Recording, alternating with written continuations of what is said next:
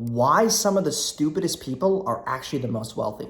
Me personally, I don't have a high IQ. I didn't do well in school, and I wasn't a textbook worm.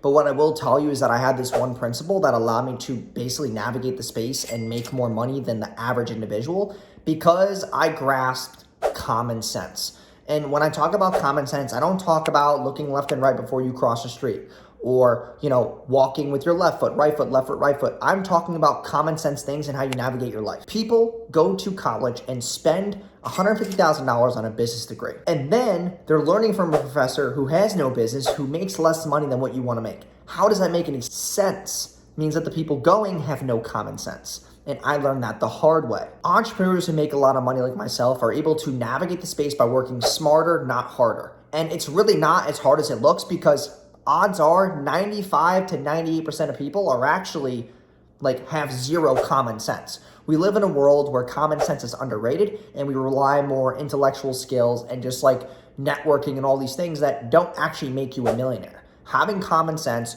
putting yourself out there, and obviously building your own asset or business is the fastest way to make $1 million. It's not about going to college. I don't care if you went to engineering school and now you work at Microsoft, you make 300 grand a year. To be honest with you, I make that in a month. So there's really not a lot of money.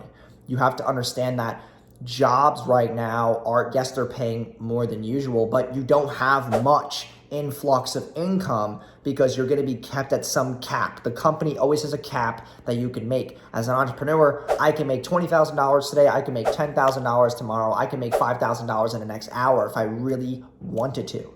And as a W-2 employee, you can't just go out and do that. And that's why, I'm not very smart, okay? I'm not very good at textbook shit or fill in the blanks or multiple choices or tests. I'm good at understanding human nature, human psychology, marketing, copywriting, sales, things that actually pay the bills and can make $1 million a year very easily.